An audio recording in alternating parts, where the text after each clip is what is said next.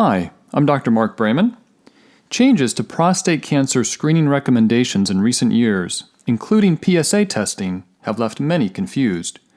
We're going to clear up much of that confusion today so you can make informed decisions about your health.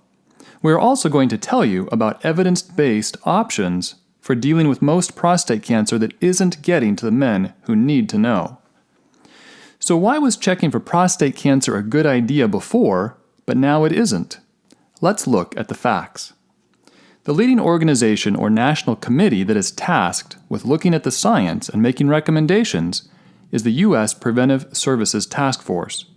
There are other professional organizations that make recommendations, and the recommendations do tend to vary slightly, but this is the main organization.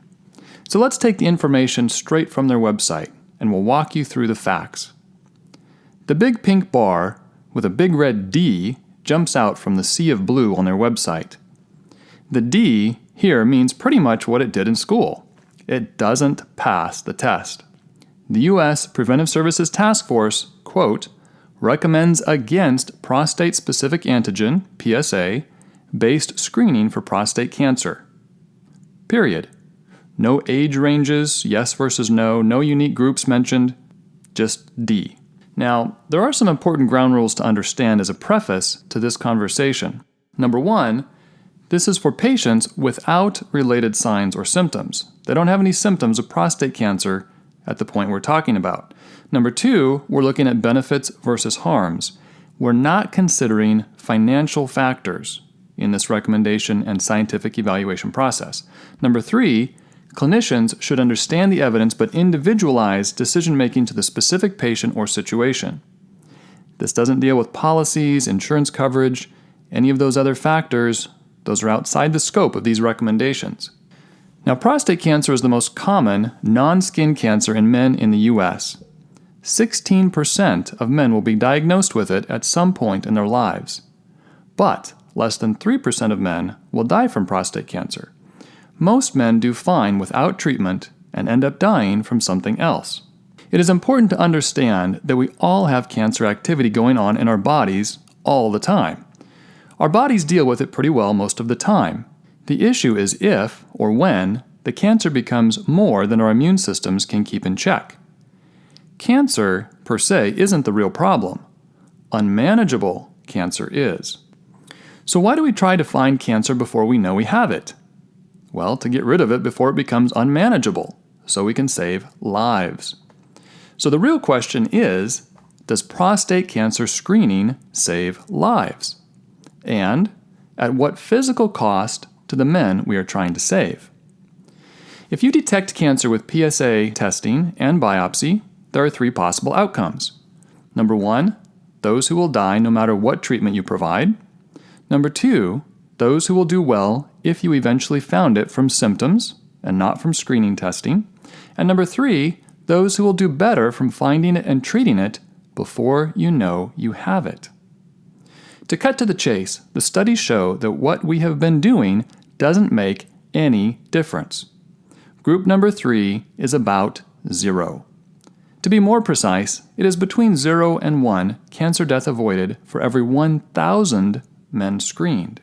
Now, what is the physical cost of doing this? Again, not even talking about the financial cost. PSA is actually a very poor test as far as tests go. It has some correlation with prostate tissue and cancer, but it is a loose relationship. There are a lot of false positive PSA tests, as high as 80%. And studies show psychological harm from simply having a positive test result. Many men with a positive PSA then go on to have a prostate biopsy.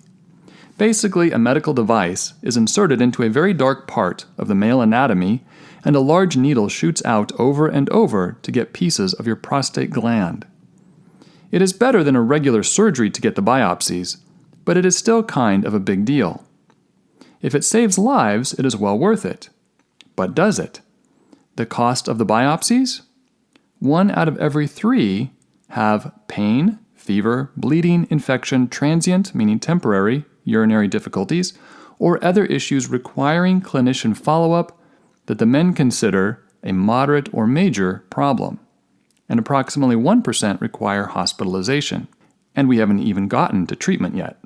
How many men with prostate cancer get early treatment with surgery, radiation, or androgen deprivation, meaning hormone therapy?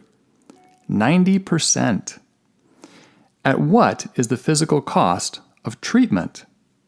Out of 1,000 men treated, 5 will die within 1 month of prostate cancer surgery. 10 to 70 men will have serious complications but survive. At least 200 to 300, that's an at least, treated with surgery or radiation will have urinary incontinence and or erectile dysfunction. Radiation therapy is also associated with increases in erectile, bowel, and bladder dysfunction. Hormone therapy is associated with erectile dysfunction in approximately 400 out of 1,000 men treated, as well as gynecomastia, meaning growing breasts, and hot flashes. So what is the bottom line? 5 out of 1,000 will die of prostate cancer with no screening. 4 to 5 out of 1,000 will die of prostate cancer with screening. So 0 to 1 out of 1,000 will not die of prostate cancer because of screening, but somewhere less than 1 out of 1,000 will die due to treatment. So what does this mean? Net effect, 0 lives saved for the average man. So let's do the math here. Screening costs are time, money, and risk of the current biopsy method, plus treatment costs, which are time, money, many serious negative effects, plus how many lives saved?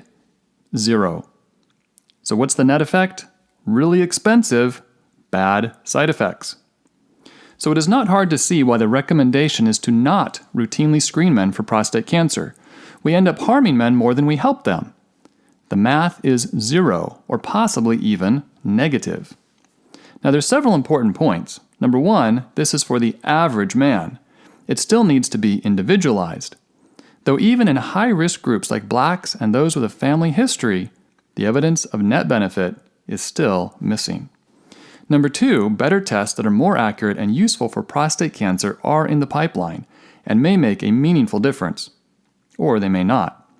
And better treatments are constantly being worked on. Number 3, and most important, evidence-based, meaning scientifically sound, treatment options you are likely not being told about are very important. Note the footnote.